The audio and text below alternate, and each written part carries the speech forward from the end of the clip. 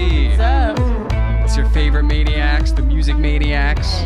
We're Sight After Dark. I'm Dan Berg. I'm Sifa Graffiti. And we are talking about music and whatever crazy shit that we want to talk about on the way. So thanks for being here for the journey. We're excited about today's episode. We have a special topic. One of the biggest singers of the 21st. I was like, wait, how does centuries work again? What century is this? Of the 21st century, the legendary Amy Winehouse. She's a big deal, and I didn't realize, like, when she died, how big of a deal she was, because I was young. Yeah. So that's what a great way to start. What an uplifting way to start the podcast. No, we should talk about better things, earlier times. Oh, when Amy was alive and kicking it. And kicking it. Well, what? Her dad really loved who everybody loves, Old Blue Eyes. Yeah. Right? Yeah. Who don't love that guy? Don't tell me. Frankie. Yeah, the way I understood it, she was born in London somewhere, like outskirts of London, and like, I don't know, I guess she just always liked music. Like, the way I heard it, like, her grandpa would always be singing Sinatra songs to her, and, like, she would be in school singing Sinatra songs and shit. Yeah, like, after a while, like, her dad would be singing the songs and stuff, and he would leave out a word or a sentence, and then she would fill it in and stuff. So they became like a tiny little duet in the house. That's basically where her showbiz stuff kind of started. That's adorable. Very cute. Yeah, I could see that. Me too, because I mean, I've seen pictures of her as a little tot, and like, you know, her parents used to go all out with like the Minnie Mouse costumes and stuff. So, you know, she was a little sprite from the beginning, and I think that's cute. So she got, I don't know, I guess she was just always into music. Music was always around. I know she went to like a music school or like an art school or whatever. Yeah. And then there's like a rumor that like she got kicked out of one school because she like pierced her nose or some shit. But then they had an interview with the person at the school and she was like, that never happened. Yeah. You never would have kicked out Amy. But that sounded like something you would say after the fact. After the fact. I mean, well, she didn't seem like a very rebellious child. Like, she didn't, there was nothing that really seemed like she was that far out of the ordinary. You know, she was just a young child and an artist, like, you know. Yeah. I don't think there was anything too crazy. You know, in a way, she kind of reminds me of like a Tupac. It's like the damage didn't come until the fame. Like, you weren't really like that. Like, you know what I mean? Right. Like, she was very anti-drugs, like hard against it, you know? Except weed. Right. And alcohol. Well, right? I mean, but not to like a level of alcoholism. Yeah, but you she know drank. what I mean? Yeah, she drank. Yeah, you know what I mean? And like, I just feel like she was against being like a hardcore like druggie. Like, she didn't find that cool or cute, like, you know, at all. Like, she was, and if you see her like in high school and even her first album, you know what I mean? She looks wholesome. She looks clean. Like, there's no issue there, you know? Right, because that was before she had that husband. Yes. Yeah, okay, so we'll get to that. We're getting ahead of ourselves. Yeah. But, yeah, so I don't know. She got signed when she was super young. She was, like, still a teenager. Yes. Right? And the way that I heard it is that they tried to, like, keep her a secret. Like, the record label tried to, like, keep her a secret. It'd be like, who wrote that song? Like, don't worry about it. Like, because they didn't want her to be, like... I guess they didn't want people to try to poach her from the label or something. Yeah, and people definitely would have, because she was getting a lot of like notoriety at the jazz club that she was singing at. Like, she was singing there for a while, and people really loved her, and she really thought of herself as a jazz singer, and she wanted to emulate like the Dinah Washingtons, like all the people like who, you know, started that sound. And boy, did she ever, like, you know what I mean? Like, she really, really was able to like master that sound. So I could see why they were trying to keep her under wraps. Like, I just watched a video about when she came to New York. Yeah. And they showed like actual footage from back then. And it's just a whole bunch of people interested in soul music and stuff like that. They was like, yo, I told my friends about her and I put my friends on, so nobody heard of her before. Like, she was like a best kept secret. Yeah, well, that's the thing that's really interesting, and that's why, like, what you were saying is, like, some of the craziness came with the fame. Yeah. Because the way that it happened, like, she put out her first album which was called Frank. Yeah. So shout out to Frank again. Hey, could have been a different Frank. I don't know. But for the purpose of this, no, it was definitely Sinatra. It was. All right. So. Everybody knows. But that album, like, I think it was like pretty big in like the UK, but it wasn't like a worldwide thing. It was kind of like a thing like people that really listen to music would have known who she was. Yeah. But like, this is the weird thing that I've noticed as time goes on just in life. Everybody wants to say that they're into music, but very few people are actually like into music. Yeah, most people are into trends. Yeah, most people, they'll listen to like whatever's on the top playlist or the top 20, top 40 or whatever. Right. But as far as people that are actually like digging into music, trying to find new artists, like learning about artists that they like, that's not nearly as many people as like the public, like the mass public. Yeah, there are only a few. Everybody's not supposed to be an artist, and that's fine. Yeah. Yeah. So it's like she was probably known after the first album for like artists. Like I've seen now, it's like a lot of singers that came after her, like Adele and Lady Gaga, were like, oh, that first album was really what did it for me. Listen, I must say, that first album to me is better than her other albums. It's better than the big Amy Winehouse with the beehive and stuff. That song about her boyfriend, like he kind of doesn't love her right, and he's not being the man he's like supposed. The way she sings on that song, like that's effing amazing. Like that is better than Rehab. Any of those songs to me personally. Yeah. Well, that's the thing. It's like when we said this in one of our videos when we reacted to one of her songs, it's like she just has all of her feeling in her voice. And it's like everybody has, different situations growing up. Nobody's perfect. And she clearly was in a situation where she just had a lot of like heartbreak. Like she wasn't necessarily like dealing with like poverty and like having like a super hard life necessarily. But that doesn't mean that, you don't have things inside of you that are like tearing you up. Yeah, she said she suffered a lot of depression, and she said she wasn't abused or anything as a child. It's not that. But she said, but when her parents divorced, like that did it for her. Like that broke her. And I mean, I'm a firm believer in kids needing two parents. Like you need to have that, and when that breaks, it can be extremely damaging. Whether you see your parent on the weekend or during holidays, like it's not the same as like just popping out of bed and knowing they're there in the house, like, Right. So yeah, that was the catalyst, and she herself admitted that. Like that's something I want to stick a note in that, because that's something else I'm going to say later. She reminds me of somebody else who's in a certain club of people that died when they were 27. And that's something we should think about too, because the other person I'm thinking of, they have that in common as well. Interesting. Because as I was going and finding out more about Amy, I was seeing a lot of more parallels between her and Kurt. Okay. But we'll get to that. Okay. So what was it? We were talking about the first album. Yeah. And yeah, she didn't have like her whole like look yet. Yeah. It was just like, she's a great singer. Yes. So people that are into real music and are really looking and searching for new music, we're going to find her and be like, oh, she's the shit. Yeah. You know what I mean? Yeah. And that to me is kind of like, I like to blame MTV for everything. Damn it. Damn you, MTV. Damn it, it's like a person, like a sibling that you get along with and don't get along with. That's a classic example of video killed a radio star. To me, because it's like, you were fine, Amy, but I feel like in her mind, and even in the record execs, it was like, we need a second album. And she probably was like, well, I need to stand out more now, when the voice did it for me. So she's like, okay, well, what do I do? And she gets the beehive and she gets the tattoos. And it's just like, to me, it's like, then it became like about her image. And that kind of, I'm fast forwarding a little bit, but I'm kind of foreshadowing towards the rest of our conversation. And then it ran away with her because it became less and less about her music and more about her life. Right. Well, that's interesting. Like, it's an interesting combo to have, is like, what part of that was her consciously like, I want to do this so I can get bigger, or what was just like she wanted to do it? Right. Because like what I read is like she wanted to be like Ronnie Spector with the fucking hair. Yeah. She was like, I just like this. Like that wasn't like a popular style at the time. Right. She wasn't like, oh, I'm gonna do this so it'll help me like gain acceptance.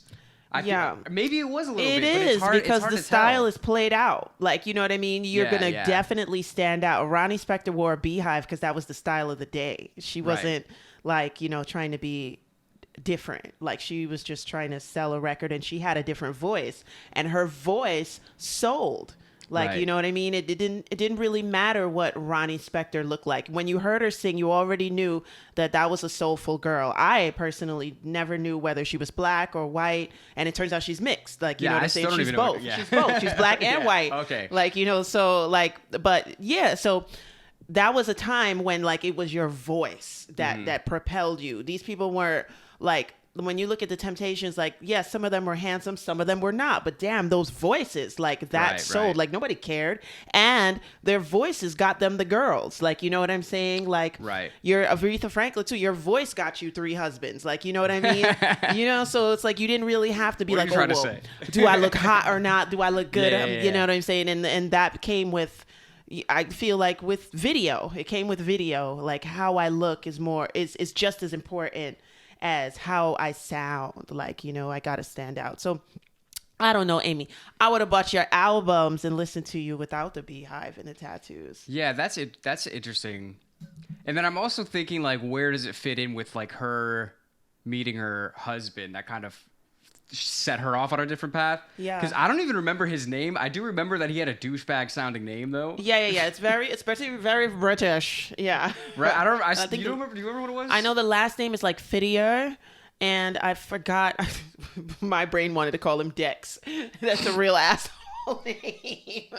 But I forgot what his name is, but his last name is Fidier. We can always look it up, but... Nah, it's funnier to not, because fuck that guy. That guy. They went to school together. They were in school together, and I guess she was out at one of the pubs, and she saw him there. And then they started hanging out. And he was already a druggie, and it was very obvious. And he had out some coke, and she wanted to try that. And I remember him saying that he didn't like that. He was like, well, why would you want to do that? Like, you know what I'm saying? Because why would he want to do it? Well, I mean, I guess he felt like he was a piece of shit, and she's not. Like, why? You know what I'm saying? She's got everything going for her. You know what I'm saying? She's this musician, songstress. She's beautiful. Like, you know, why would she want to go up in a corner in a pub and do some lines? So that's stuff for people who's going nowhere fast. Like, you know what I mean? Not necessarily, but for those particular guys, yes. That's interesting. But he said that he didn't like that, and like when he was explaining it, the scowl on his face, like he really didn't like that, and that's kind of sad because that means he didn't really like her in a way. You know what I'm saying? Because it's like, if you don't, I don't know, I may be going too far into it, but just go for it. That's what we do here. Yeah, their relationship became drug fueled. It was a codependent drug relationship. She liked the coke. She knew he had it. He felt like he could probably be, I don't know if more important, but more useful to somebody because he's got the coke, he's got the drugs, and she needs them, you know, and she had some type of affinity for him too. It's one of those situations where I hate to kind of bring Nicki Minaj into it, but Nicki Minaj is kind of doing the same thing right now, where it's like, you're big and you're huge and you're all the way up here and you need a support system. You know what I'm saying? And you may not necessarily get that from the rest of the guys in the industry. You want somebody who really needs you in a way. And why not Joe Smith, you know, so that you knew from the neighborhood, you're connected to him in some sort of way. And he's going to always kind of depend on you in a way because, I don't know, you've got the clout, the bag, I don't know. But, yeah, it's one of those situations where she kind of knew he would always need her, and she needs him, of course, because he's got the drugs. Well, what I'm trying to figure out is like where that fits into like her, like chronologically of like when like the second album comes out and like when her look starts changing. You know what I mean? Like I'm thinking like like all those things are probably kind of related, right? Yeah. Because basically the way that I understood is like she like with she smoked weed before, she would drink a little bit, but like you said, she was just not really into like drugs, like hard drugs. Right. And then when she met what's his name, douchebag guy. Yeah. Dex. No, I'm just kidding. Yo, can we just call him Dex? Because that's fucking funny.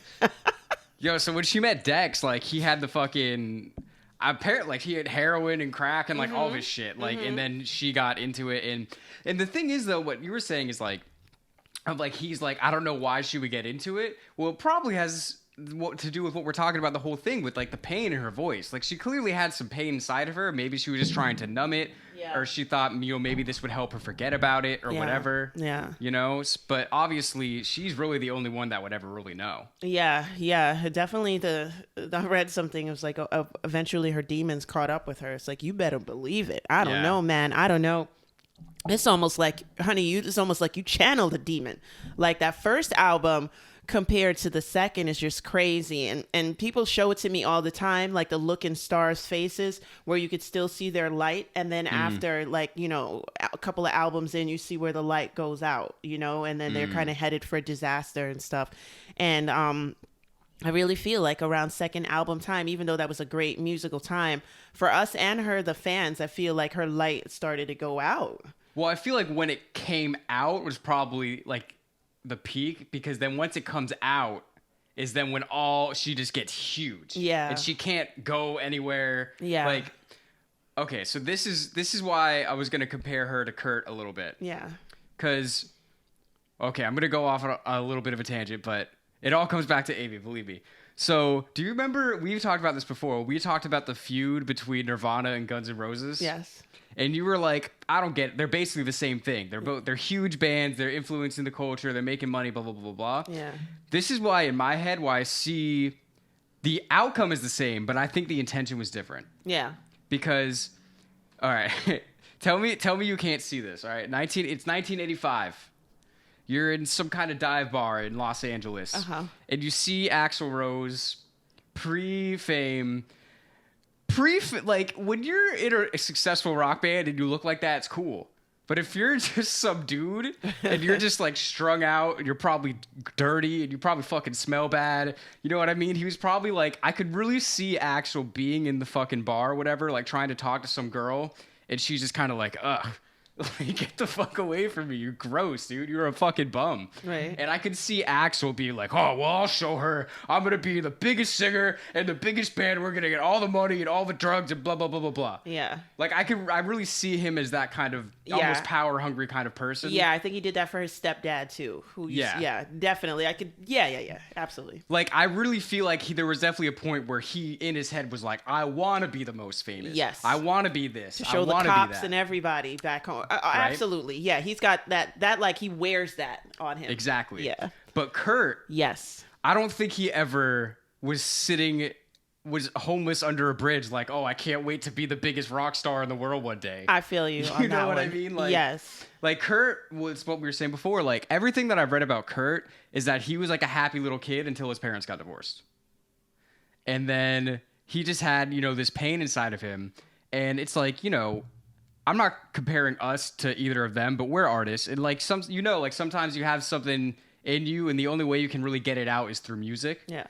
And I really always felt like Kurt was just writing what he had inside of him. Like never thought that his intention I never thought was to be huge. Like you listen to the first Nirvana album, he's not trying to be fucking commercial. Not at all. You know what I'm saying?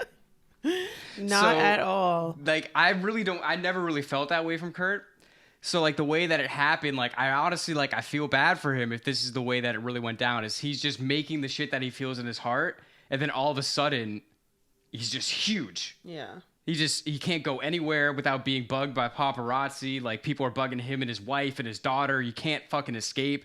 So he just goes further and further into drugs as really a means of escape, and it's kind of like, it's almost like a self-fulfilling cycle, because the better the music is, the more famous he is, which makes him even worse and worse and worse. And it just kind of keeps going. Yeah. And I kind of see Amy in a similar light, not to the same extent. I think she did want to be big. I think she obviously was living the music, and she just wanted to, like, I want to live music. Like, I want this to be my life.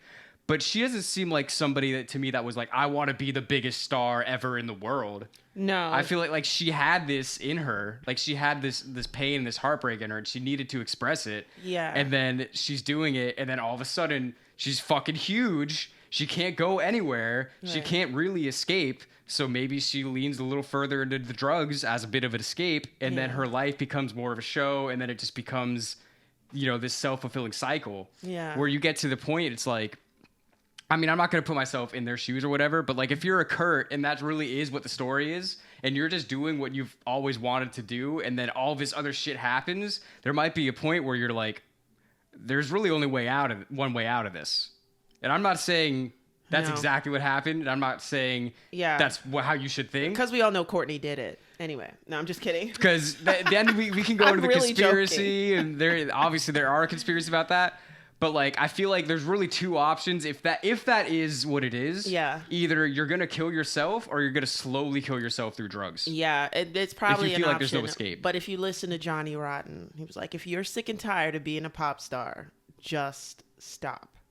Well, that's the conspiracy, right? Is that Kurt wanted to stop, and then, we don't have, this isn't a Kurt episode. It's not a Kurt This isn't a Kurt episode. But Amy wanted to be a star. I don't think she wanted to be the hugest woman on the planet or anything like that. But any little girl like singing show tunes and stuff like that when you're small, you definitely can't wait to get on the stage. At the same time, she never thought it would be a career. Like, you know what I'm saying? She probably wanted one moment. Oh, you get on stage. Like, you know what I mean? Yeah. And then, like, but she never thought that, like, people would be like, oh, my God, you're going to get 5 Grammys. Oh, my God, you influenced my life. Like, you know, she never, I don't think she dreamed for that. But, yeah, like, you know, she wanted to get on stage. Yeah. That's what I'm saying. I don't think they're exactly the same, but I definitely have noticed a lot of parallels as I'm, like, looking into the, you know, her life story. Yeah. And I definitely think that, you know, obviously, like, she wanted to be big, but it just got out of her control. Yeah, I think so too. And I just think it's a lot of times it's just demons. Like, I honestly think it's that. Like, you know, you're depressed and you're kind of sad, but you know better than to pick up a crack habit. Yeah. You know what I'm saying? In the 2000s. You should. You should. Crack is whack. I thought they told you. Hey, if it's 1981, you know, who knows? Yeah. But in 2007, everyone knows. Everyone knows. Yeah, that and age and stuff like that. It's like, I feel like it's one of those things we said, like, young and dumb. You're just young and you're just dumb. You have way too much money and you've done everything already. You know what I'm saying? And they said there's no textbook to prepare anybody for that level of fame. Like, it just gets thrown at you all of a sudden. Yeah. And then you're like, bam, like, wow. So yeah, it's too much too fast. And, you know, like, making a choice like that I feel like it comes from just having done so much already and possibly just curious. 'Cause why would you want to do that? And like, make your life story, you know, nobody desires that, you know what I mean? And now everybody's watching you be plagued by like drugs, and like, it's just not a good look. Like, that just totally overshadowed her music. Like, my God. And I don't know, I remember being annoyed at the Rehab song. I'm like, what the fuck is this? Yo, so that's actually really funny, because we should start talking about that album. But so Mark Ronson produced that album. Yeah. And I just read an article as I'm looking up things for this podcast about how he said, oh, if I knew what this song was about, I wouldn't have put it out, blah, blah, blah. And I'm like, bro, who are you trying to fool? I was like 12 when that song came out, and even everyone knew what that song was about when you heard it. Even it's called Rehab. I was literally like 12 years old when that song came out. I'm like, yo, this girl needs some help. Yeah. Yeah, I was like, what the fuck is this, a joke? Like, all right, so is her drinking a joke? Is she like, I was like, is this a shtick or something? Like, I was confused. Like, why are we making fun of this? She looks terrible and it's not funny. Like, and why is she, I was like, I don't like that. I don't like that. Well, that's also another thing that's interesting. Like you were saying, like a lot of like the drugs could just be like from her demons. Yeah. But the demons are also what make the music good. Yes, that's true. So it's like such a balancing act. Yeah. Like if you're at that kind of stage in life and that's how you're feeling, it's like you're on a fucking trapeze. Yeah, it's you know true. What I mean? Yeah. If y'all didn't know, sometimes Satan got the beat. Sometimes he got the beat. Sometimes it happens like that, you know? Stomping his cloven foot in the studio. But okay, wait. Okay, so So I heard Mark Ronson say that, and I was like, "That's a joke, dude. You fucking knew. Don't try to cast yourself in like a better light now because she's dead." No. And then also with the line about her dad says I'm fine or whatever. Yeah. That actually was something that happened. Yeah. Do you know about that? Yeah. Yeah. She was just like, this was before she was like really into like the heroin and shit. Yes, this was the alcohol more than one day anything. she just went out and got a little too drunk, and like, you know, when you're like 20, I mean, who doesn't get a little too drunk sometimes? Right. So she like got a little too drunk and she was like sloppy, and somebody was like, "Oh, did you go to rehab?" And her dad was like, she's fine," because it wasn't that bad yet. Right. And then that is a clip that like they took a clip of him saying that, and now they play it over, and it's like, oh, like he's responsible for her dying and shit, and that's fucked up. That's his daughter. Fucked up. Yeah, because that's the feeling that I had too. It's just like, wow. I in the beginning, like I was like, well, what is he, like her manager or something? I was like, this guy's basically like her pimp if he's acting like this. Like this is fucked up, you know. But now you look at stories and stuff like that. I don't think that was the case. Yeah. You know. So. But okay, so I feel like we're off on a lot of different directions here. Yeah, like a scattered woman. We're very scattered right now. So the second album was the one that, you know, made her. It took her from like somebody that musicians liked to somebody that everybody knew, most people liked. Yeah. And that album it's really cool to me, like musically, because like.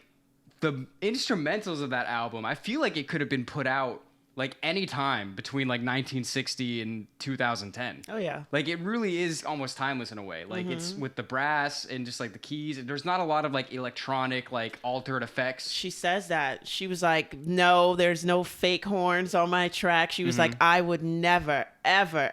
Like she was so like adamant about that. And in my mind, I'm just like, wow, the luxury to be able to say that. Like I would never have a fake band in my studio. Like, girl. And then it just shows how connected she is to the century before her, how much she appreciates that sound too. Because, I mean, we all wish we could have live musicians. If somebody's just like, Chicago's band is available for you guys this Friday if you just need some extra sounds in the studio. Can they do 6 to 8? That'll work for us. All right, thanks. Yeah, well, it's funny. I should remember the name of the band, but Mark Ronson actually brought like an 8-piece band from Brooklyn. Whoa. To do all the instrumentals for the album. Nice. Fuck, I wish I remember what their name was so I could shout them out, but you know who you are. The Cyclones. I think they were called Steely Dan. No, so that album was so cool because it just like, it's almost genreless and it's almost timeless. It walks this line between all these different things where like, if you were to hear this, like obviously we were around when it came out, so we know when it came out, but like, let's say 20 years from now, you know, there's some kids, let's say they're on YouTube doing reaction videos. You know what I mean? And somebody says, oh, do an Amy Winehouse song. They might listen to it and be like, is this from the 70s? Is this from the 80s, 90s? Like, I don't even know what this is. Right. You know, and then somebody would tell them, no, this came out in like 2007. Yes. And they would be like, holy shit. Like it has such a classic feel to it. And then her voice is such a classic voice to go with it that it really is. I really think that's an album that people are going to be listening to decades from now. Oh yeah, definitely. I remember her thinking her last name was part of the shtick too. Like, what the fuck is this? Like, yeah. I'm like, that's not her real life. Oh, because of wine? Yes. I didn't even think about that. Because, like, Alicia Keys' name is not Keys, you know, but she plays the piano. Did I ever tell you I went to high school with her cousin? No. Yeah, my sister was friends with her. In Manhattan? No, I'm just kidding. Nah, you know where it's at. Anyway. The Bronx. No, I'm just kidding. But I never thought about Winehouse. Yeah, so that's actually really funny. Yeah, I thought this whole thing was like a... You know what I'm saying? Like how Dean Martin used to get up and pretend to be drunk on stage, but it was apple juice. So she might as well be Amy Alcoholic. Yeah. Shit, sorry. I didn't mean that. Sorry, Amy. Yeah. Okay, so that album is just a classic. Everybody probably knows at least a song or two from that. Rehab was the big hit, which is so crazy to hear that song now. It's just sad. Yeah. And it was kind of sad the whole time, but it's like knowing how it ends up, it's just like, fuck. Like, we all saw this coming. Yeah. You know what I mean? Like, she was basically telling us what was going to happen. Yeah. Really, really annoying. But she did say, I like to hear people say these things. She, after her first album, she was like, you know, well, she's pretty proud of herself. And she said she could die. If she died tomorrow, she would be happy because she made an album that she's actually proud of. After the first album. The first album. So that's nice. Yeah, that was really great and really nice. Some of these things are just really short-lived, and it's unfortunate, but definitely plagued by a lot of demons because, I mean, wow. When you think of, like, another short-lived talent like Rory, who drank and, like, you know, Rory Gallagher. Yeah, Rory Gallagher, famous guitarist. Just in case the people don't know. You don't know who. You don't know? No, I'm just kidding. You better find out. You better ask somebody. Yeah. Ask you us. We're Side After Dark. We know a lot about music. Also, listen to our music wherever you listen to music. He somebody like him who died too, and then you see that as like tragic. You're just like, oh my gosh, like how that happened and stuff like that. But it's different when somebody's like telling you all the time in their music, like, you know what I mean, and their private life kind of like overshadows their music. And that's another thing that's interesting is like from like an industry perspective, like this is how fucked up the music industry is. Like if she's selling records, they have no reason to really want to help her. And Correct. if she's getting more publicity from falling apart, basically, which is selling her music more, if like these fucking record execs are not going to have any reason to really want to clean up the act. Right. They're like, oh, this is a cash cow. You keep doing you. You know what I mean? Yeah. When it's literally, she's really writing songs. They're trying to make me go to rehab. I'm like, nah, fuck that. Well, if you don't go to rehab and you don't quit, there's really one other thing that happens eventually. Yeah, it's a shame, a real shame. I don't know. It's just a bad case, like that first marriage. I mean, the guy, I heard him in an interview, and he was just another young kid that was like addicted to drugs. It's just like, what do you want him to do? Like in a way, too. It's just like you could say he was the problem, but not really. Like no one forces anybody to take drugs. She went and she kind of like befriended him again, like, you know what I mean, and started doing drugs with him, and like, you know, what's he supposed to do? Like, no, I don't want this famous girl around paying for drinks and hanging out and taking me to the best concerts and shows. Like, I mean, what's he supposed to do? You know, so, but that was definitely tumultuous. It's not the first couple we've seen like that, right? We've seen Sid and Nancy. That's another thing. I thought they were trying to pull a Sid and Nancy on us, and I was just like, bleh. Like, you thought they were purposely trying to do that? Yes. Oh, okay, it was just bothering me the way like her life was going, and I just don't like that because I was wondering, because I like to like kind of deep think these things. I'm like, well, are they trying to influence us, like, you know what I'm saying, us the listeners, us the music people, because it's not a secret that the record companies do try to influence the masses with the music. They shift the genres, you know what I'm saying? Like when people say, oh well, Kurt Cobain knocked Michael Jackson off of like the record charts, it's like, no, the record industry wanted the music to turn that way, like, you know. So I was just wondering if this was like a whole big thing to like influence the people. So it was really giving me a very bad taste in my mouth. And having known music for so many years, like I've seen that formula, quote unquote formula or story before. Yeah. So I was just like, this is another Bobby and Whitney. This is another Sid and Nancy. Like, this is just, like, you know, how am I supposed to like this? Like, you know what I mean? Right. But it's very unfortunate. Yeah, that's why the story is so sad. Like this is obviously a tragic story. It's not a happy story because she was such a talented person that was just gone way too soon. Yeah. And so this is actually kind of funny though. So her husband got locked up. Yes. For like punching a bartender or some shit. Some stupid drug addict shit to do. Honestly. You gotta punch him. And then she divorced him while he was in jail. Yes. Yeah. So that's kind of crazy. And then, like, I don't know, did that help her mentally, or did that make her sad? Like, you know what I mean? Like, I don't know. Because things didn't really get better after that. No, I think she just she started realizing that he was part of the problem, and then it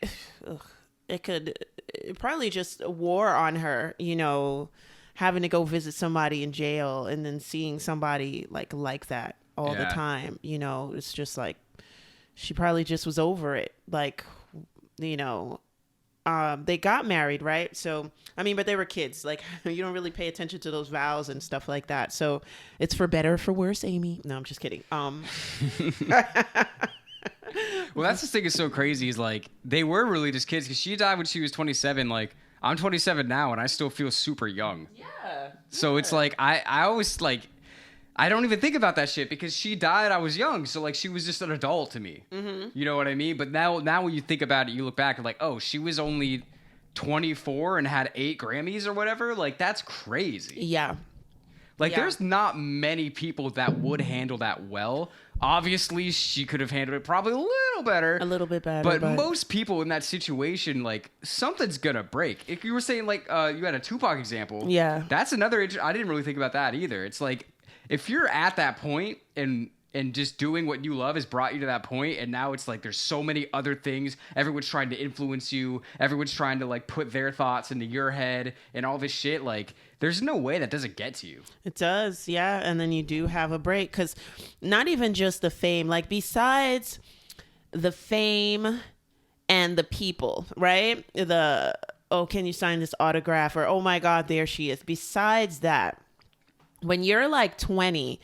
18, 19, whatever, and you just get your first job.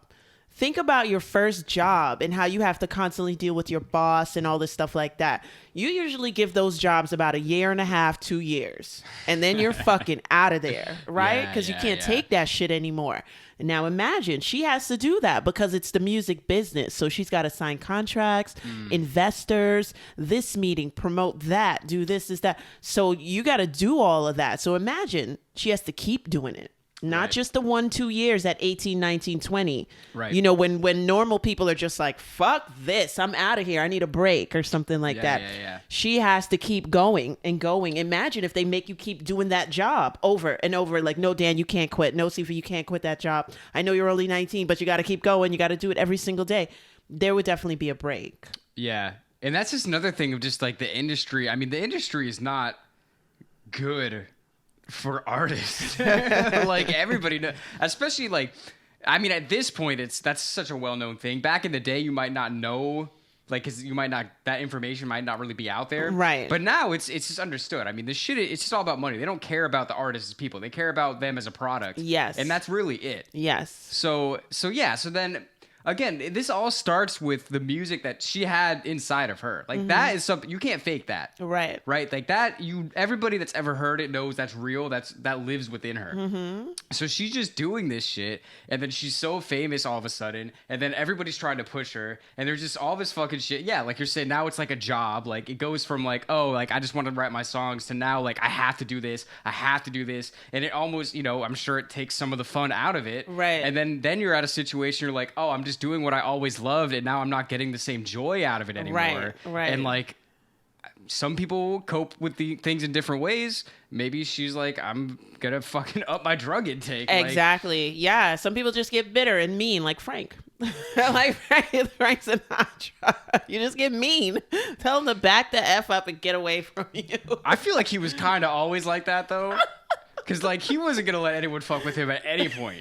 You know what? Even when he was, like, before he was famous, you know what I mean? Like, he would have stabbed a motherfucker, I feel like. Oh, definitely. We talking Jersey here. Yeah. But that's funny, but... Yeah. You become... Or you get the look like Bruce Willis has on his face. He is done. Oh, yeah. He's done. He's so over it. But that's with decades and decades. Yeah. And that's another thing that's crazy. Like, you think about the chronology. Uh-huh. That's the word, right? Yes. So her first album was like 2004. Yeah. And she was dead in 2010. Yeah. Something like that. Mm-hmm. That's only 6 years. That's nothing. That's a 6-year run. Like, that's a lot of things happening really fast. That's a lot of 6s and 9s. But anyway. She's at 27. And then it was whatchamacallit, 6 years. And then 6, 9, and 3. And then she's July 23rd, which is like 3. What's July 23rd? She died July 23rd. Oh shit. That's all, and that day of the year is always kind of strange. Something always goes down in America on that day. On July 23rd? More often than not, yes. I'm gonna think about that this year. Yeah. More often than not. And it usually has to do with death. which is pretty odd. But yeah, so it's a lot of it's kind of like. Well, yeah, obviously things didn't go so well for her. Yeah, I mean, we don't control the life and death. So I don't even know. So I mean, she puts out the album, she just becomes huge worldwide. She can't go anywhere. And this is the thing. It's like that. I mean, like, people say this to me. They're like, "Oh, you're in a band. Like, you want to be famous, right?" And I'm like, no. I want to be famous to people that know us and like our music. Yeah, I would love to be able to have 100 people in every city that know who we are, so we can play a show. But I don't ever want to have to go down the street and have to fucking no pictures. Like, leave me the fuck alone. Wow. Like, you know what I mean? I don't want that shit. I don't want that. I want like some like a little bit of anonymity, like for sure. I want to be able to pay my rent and go on vacation off my music. Yeah. But I don't need a fucking Starbucks in my basement. No. Tommy Lee. No, and you think about like I don't know, who's a good example of this? Like I remember, Slightly Stupid? No. They're like a reggae band. Let me do a different example. Interpol. Yeah. Interpol is a really big rock band, and if you're a fan of them and you go to their show, you're gonna be like, "Oh my god, it's them!" Blah blah blah. But if you see any member of Interpol just walking down the street, you're not gonna. You know what I mean? Like, no. It's just a whole different thing, and I really think that is the sweet spot. It is. I think so too. Like, that's the yeahs too. You could see them in the East Village, and you can leave them. They're walking their dog, and people will leave them alone. Like, only once in a while, somebody will see who they are, and that's a good thing. Like, first of all, no one should fan over anybody like that, and we shouldn't encourage that kind of culture. Like, you know what I'm saying? Girls peeing on themselves and stuff like that. Like, I mean, we Was shouldn't. R. Kelly there? It's the Chicago episode. Sorry. Yeah. Continue, please. We shouldn't encourage that culture. Like, you know what I mean? It should start to be kind of frowned upon. Like celebrity culture? Yeah, it's like ridiculous. Like want to drop dead just because you saw somebody who was on TV pretending to be somebody else. Wait, did I ever tell you the Taylor Swift story? No. When that girl thought I was Taylor Swift's bodyguard? No. I never told you about this? Wait, because you were just walking around in the village, right? Yeah. Yes, you did tell me. Tell the people, I'm going to tell the people, because this was wild. All right. So there was this place we used to play open mic there every single week. It was called the Music Inn. It's still there on West 4th Street in Manhattan. Go check it out if you're in Manhattan. They're great people. And we used to go there every Thursday to play, and we loved it there. Yeah. And one day I got there super early. And we put Side After Dark on the list, and there was still like 2 hours before the show started. So I was like, what am I gonna do? I'm just gonna go, walk around the block. It's a nice day out. I'm gonna call my friend I haven't talked to in a while. So I have my headphones in. I'm talking to my friend down in Florida, and I walked around the block maybe like 3 or 4 times. Uh-huh. And then out of the corner of my eye, I see some girl like, and it's like, I mean, you know how it is. Like, it's fucking New York City. Like, I ain't stopping for anybody. Right. Like, unless I know you. Yeah. You're just some person waving in my face trying to get my attention. Like, go to the next person. There's plenty of people. So this girl's like waving. I'm like, all right, whatever. I just keep walking. And then she cuts right in front of me. She's like, hey, sorry. I'm so sorry to bug you. And I'm like, I take out one of my earphones. So I'm still on the call with my friend. Yeah. So my friend is in this ear. He can hear the entire conversation. Remember that. So I take out one earphone. I'm like, what's going on? She was like, hey, I'm sorry to bug you. You know Taylor, right? And I'm like, Taylor who? There's a lot of Taylors in the world, She was like, Swift. You know Taylor Swift, right? I'm like, what makes you say that? Like, why would you possibly think that? I'm just walking around, like, and she was like, this was insane. Like, this really made me, I already didn't want to be famous, but this actually, like, made me really uncomfortable with even the thought of it. Yeah. Because I said to her, I was like, what makes you think that? And she went off on this just fucking psychopathic rant, like 100 miles per hour. She's like, well, here's the thing. So I looked it up. She said in this song that she lived on Cornelia Street, and this is Cornelia Street right here. And, so I looked it up, and I found out that she bought this apartment for $3 million in 2012. And I saw you walking around, and you had an earpiece in, and I saw you walking. So I thought maybe you were security for her. And I was just like, I didn't even know what to say at first. So I was just kind of like, and she was like, yeah, I'm here with my mom. She like, I don't know why. She like pointed across the street, and I see this old like Indian woman on a stoop, and she's like waving at me. Like it literally was like something out of like a bad movie. She's like, "There's my mom," and like the camera turns to the left, and she's like, and I'm just like, "What the fuck is going on?" Right. So this is where I probably shouldn't have done this, but I was like, well, at this point, like, I'm gonna have a little fun with this situation because it's so ridiculous. Yeah. So I still had my one earphone in, right? And my friend is laughing in my ear the whole time because he hears the whole thing. So I'm trying to not to laugh because he's laughing in my ear. And this is what I said to her. I was like, okay, I'm not supposed to tell people this. But I actually am security for Taylor Swift, and I'm on the phone with her right now. And her whole face lit up to the point that I couldn't even try to continue the joke because I just felt terrible. She was like, "Oh my God, can I talk to her?" And I was like, "I'm sorry. I'm so sorry. I'm not real. I'm joking. I don't know Taylor Swift. I'm so sorry." Like, unreal. And she was like, "Oh man. Oh, well, what are you doing then?" I'm like, "I'm about to play a show with my band. You should come watch us, add us on Insta." Yeah. And she did follow us on Instagram. Which is cool. Which is nice. But that whole situation, like, it kind of just grossed me out. I was like, this is like what she has to deal with every day. And like, you know what we were saying, like there's that sweet spot. I feel like honestly most musicians and artists that are able to make a living exist in that sweet spot. Yeah. The amount of people that are just so famous they can't go anywhere is so incredibly small that you get to something like Amy. It's like she never would have expected that for herself. Yeah. I don't think she wanted to be big, but she didn't want to be that fucking big. And then it just happens. Yeah. You know what I mean? It's just insane. And then she can't escape that. Like, what are you going to do? You're going to stop doing the thing that you love so that nobody wants to deal with you anymore? Yeah. Yeah. Well, no. I mean, you love the music. That's what you got here in the first place. Like, you're not just going to stop that. Then your life's even more hollow. Yeah. You know? Yeah. Because, I mean, we're talking about human beings. It's tiring. It's exhausting, you know, and it's just like, I just don't think that should be encouraged. And we should allow some celebrities to just have their downtime, their me time. There's one specific celebrity who was at a rehearsal spot and one person was singing and she heard that person singing her song. And she knocked on the door and she came and she was like, "Oh my God, I heard you singing." She's like, "You sang it better than me," and this, that. And the person was like all excited and stuff.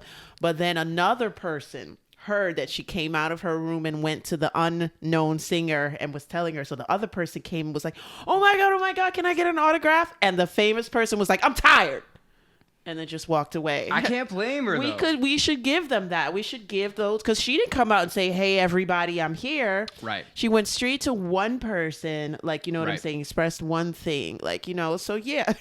It's like, I'm tired. And that's why, like, it's so weird in my head now. Like, I never thought about this before I started doing the research for this, but, like, I really think of Kurt and Amy as just, like, kind of, like, really similar situations. Yeah. Yeah, I can see that. Not only the 27 Club thing, but just like the whole thing. It's like almost even the timeline is the same. From like Nevermind to when he died to Back to Black to when she died to heroin to the whole fucking thing. Like, it's actually crazy how similar the story is, really. Yeah. You know what I mean? I never thought about that before. Me neither. Would you agree? Or Yeah. I would definitely agree. And I definitely think it's a sad thing where it's just like, Kurt was more expressive about, like, you know, not wanting to be super famous, and you could just even see it in his body language more than anything, like the way he wore his hair, you know. He was a witty and cool guy, but at the same time it was just like, wow, like, I just want to breathe. And with her, she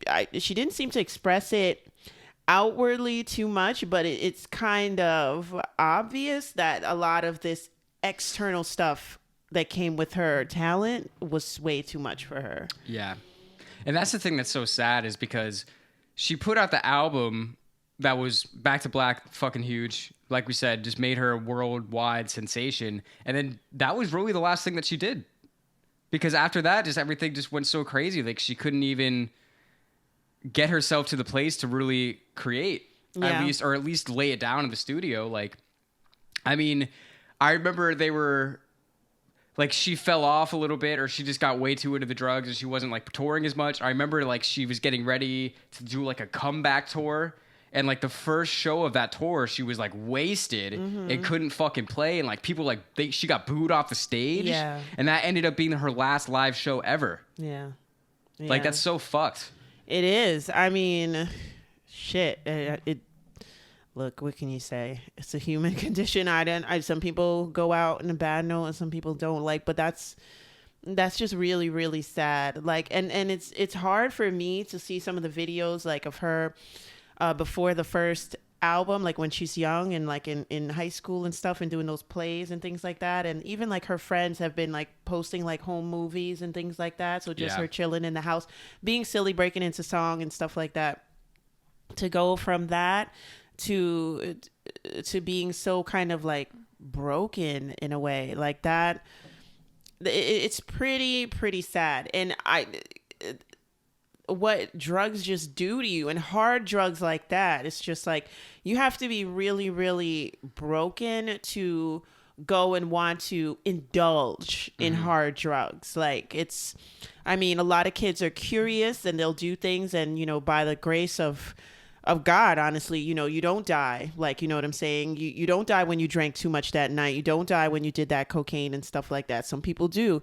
But it's just like, it's just crazy to go and want that. Like, I want to try heroin. I want to try crack. Like, you know what I'm saying? Like, that is serious business to me. Yeah. And that's, it's so weird. And because that's the other thing with drugs is like they always say like the first couple of times are great. You know what I mean? And like that's like me sitting here now, I would never try crack or heroin. Right. But I don't know. Somebody's like, they're drunk or something. They're like, I'll fucking try it. And then they do it one time, and it's just like now their body's like, I need it. Yeah. You know what I mean? Yeah. So it's like how nobody wants to be addicted to drugs. Right. You know what I mean? Yeah. But it's sometimes it can just take a hold of you, and some people it can take a hold of way easier than others. And I don't know. I mean, everybody has their own story of stupid things that they do. You can't judge one person. For me, it was always the way just heroin and crack addicts look. Like, you know what I'm saying? There wasn't anything really glamorous about that. But when you're depressed and you're going through a lot of shit, you're not thinking about glamour and shit. You're basically thinking, I want to die. Yeah, you don't care what you look like. That's an interesting point too. Yeah. I never really thought about that. Yeah. For me, because I grew up in Florida, it was always meth. I would always see meth heads. I'm like, yo, you got 2 teeth, dog? Like, is it worth it? It's not. It's so not. Can you even eat? Yeah, right. How do you chew food, bro? Exactly. That's the most important thing. But when they get to that point, they barely eat anyway. So, but that's true. I mean, it's just a shame what happened to Amy. I mean, I blame MTV again. Stop showing us cribs and all those things. I do feel like it was the fame more than the not more than the drugs, but I think the fame caused the drugs a little bit. Like, I'm not saying only that, but I think if she did some drugs and wasn't as famous, she probably would have lived longer. Yeah. You know what I mean? And then it's the everyday aspect of it. Okay, let's say like an average person's life, right? Not even now, because I've definitely slowed down, but like my early 20s, every weekend we had to be somewhere, and if we weren't there every weekend, it was like Fridays in our place or one of your friends' place. Like, you weren't necessarily going out, but you were somewhere doing something. And if you weren't doing anything, you had fucking FOMO. You're like, oh, I'm wasting my weekend or whatever. Exactly. Yeah. Now, you think about that being pumped up to like 100, where it's like Friday is every day. Mm-hmm. You know what I'm saying? So the way you get through your Friday is just like, oh, I'm going to have a couple of drinks before so-and-so gets here. And when they get here, we're really going to party. You know what I'm saying? We're not going to wake up till 4 in the afternoon the next day or whatever. Now that's your day every single day. And you're not even realizing it. You know what I'm saying? I drank a pint today. I drank a pint on Tuesday. I drank a pint on Thursday. Like, you're not even realizing it as it adds up and adds up. There's so many stars that die of like not just drugs, but like when Nate Dogg died of a heart attack, I'm like, now how the hell he let that happen to himself? Because he was on tour every day eating like a king. Like, you know what I'm saying? And he's like, you don't realize that it adds up and adds up and adds up. Because I was like, how could Amy just be inside her home laughing at the TV and die of alcohol poisoning? Like, what would you do? But no, she probably just drank like it was just that day. Like, Well, that's another, talk about, we don't, like alcoholism in particular, that's the thing that a lot of people don't even realize, because alcohol is such people talk about alcohol like it's not a drug, which is crazy because it's like, I mean, alcohol is a stronger drug than fucking weed. I think so. You know, I think by a lot. Like, nobody's addicted to weed. Like, people are fucking alcoholics. Alcohol is a genie in the bottle, man. Like, literally. Yes. Yeah. So it's like, it's so accepted in the culture, and even more so in Europe. Like, in Europe, drinking age is 18. It's just like something that people do. Mm-hmm. So I feel like you can just get into it. Like, yeah, we'll have a couple drinks tonight. Like, the next night, hey, you want to go out? Yeah, we'll have a couple drinks. Yes. And the next thing you know, you've drank every single day for like a year. Yes. Yeah. And it can easily happen. I remember prom weekend, we went down to the Jersey Shore and we drank every single day. Yeah. Like, we drank as soon as we got there. We had a bunch of beer. We stayed up all night. Mm-hmm. We slept into the next day. We got up. We filled ourselves with food, went to McDonald's or whatever just to go and buy beer later on that night. Like, that can easily happen to like a star. 100%. It's funny, like, well, I wouldn't say it was funny, but I didn't even realize until we were looking this up that it was alcohol that killed her. I always just thought it was heroin for some reason. Yeah, me too. But yeah, no, it was, she just drank herself to death. And that's the thing that's so crazy is she actually did quit heroin, and then alcohol is what killed her. It's a shame. It's just meant to be in certain situations. Like, you know, she got riddled with demons, unfortunately. She left us some great music, and then she left. Because some people are like riddled with demons, and some people are just like angelic. You know what I'm saying? Some of the stars, they come in and then they just fade out fast. It's just like, you know, you've got like wild ones, and then you've got like, oh. Like, yeah. But yeah. Well, I want to try to bring it to a positive note to end. But I think that's a good way to look at it. It's just like, I mean, obviously, like, her demons got the best of her. Yeah. But she was able to bless the world with that music while she was here. I mean, there easily could have been, you know, a situation where she just, like, didn't meet somebody in the record business that she never got a contract, or like her dad wasn't into Sinatra as much, and she just never found that avenue. Yeah. You know what I mean? But in the world that we live in, that's not what happened. Yeah. And we still get to listen to the music, and we can still feel the emotion in the music even after she's dead. Yeah. I mean, she's been dead like a decade now. And it's like she's still a huge deal. Everyone knows her. Seriously. I honestly feel if she hadn't been famous, if she was just some pub singer or some regular girl in London, she would have still done the same thing. I feel that for some reason, right? That's what I'm saying. Yeah. That's what I'm saying. And like I feel like she really had such a huge influence for like female singers to come after her. Yeah, like researching her, I'm gonna go back and listen to her. I'm like, how can I, like, it's something about her pacing and the way, like, you and I were talking about it the other day, how my dad tells me, like, singing is not talking. You gotta like pause and like pull out the emotion of like that sentence, and she does that so well, especially on the first album. So definitely influential. And it's like, it's crazy because I considered her not necessarily a peer, but like, you know, she was older than me, but like, she wasn't like how you see kind of like a Diana Ross or a Barbra Streisand. Yeah, you know what I'm saying? They're like adults when you're a kid. Yeah. Like with her, it was just like, you know, around the same thing. But now it's like I look up to her now, which is crazy. I mean, she definitely just had it, you know? Yeah. And that's why it's so sad. Yeah. But yeah, it's cool. And also it's cool. Like, I was thinking about like her and like Lady Gaga and like that influence, because like her whole, we were talking about like the look, and like that was kind of like a marketing thing. Yeah. And I feel like Lady Gaga took that to a whole new level. Oh yeah. Because she was, make no mistake, Lady Gaga's a marketing genius. Yes. When she first came out, she was wearing like a meat suit and shit. Oh yeah. That's just genius. Oh yeah. Because there's a lot of people that are good singers that don't make it. Yeah.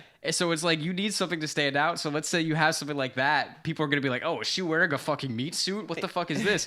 And then she starts singing and you're like, oh, she's actually really good. Yeah. You know what I mean? Yeah. And I feel like, and I didn't make this up, like I heard Lady Gaga say like Amy gave me the confidence to like be myself, like more or less. Yeah. And I totally see that now. I totally love that because I adore Lady Gaga too. And yeah, Lady Gaga made me feel comfortable. Like I said, like I was talking to somebody before, like, oh, why can't you just make a whole bunch of different styles of music and stuff? And I was like, no, you can't do that. You got to stick to a genre. And then Lady Gaga comes out, like, you know what I'm saying? So it's just like, she's just an amazing person. We got to. Stephanie, she's from New York. Yeah, you know how I know she's from New York? Like every how other do fucking you know? place. Yo, people at home, literally like every other place that we play in New York City, there's somebody on the mic like, oh yeah, Lady Gaga played here. And we're like, all right, I'm sure a lot of people fucking played here. Like, we're here for tonight. We're not here for Lady Gaga 20 years ago. Like, but yeah, so I guess that's kind of an inside joke for us. But now the people know too. Now y'all know. That's the joke. Anytime, if you ever go to New York City, any bar you're at, Lady Gaga played there once. That's where she got her start. All right. So you heard it here first. I don't know. So I guess this is as happy as it can be. Is there anything else that we should say about Amy? No. Besides I don't R.I.P. think so yeah, rest in peace to Amy. Thanks for all the influence and your voice. And damn, what a crazy story. But that's it. Yeah, crazy, tragic story. So shout out to Amy for blessing us with the music. Shout out to all of you for watching. We appreciate you. If you like what you see, go to patreon.com/musicmaniacs so we can make more podcast episodes and we can quit our jobs. But until then, we're going to be coming out with a lot of new episodes. So definitely subscribe, all that stuff. You know the whole deal. And thanks for being Maniacs with us. We'll see you soon. See ya.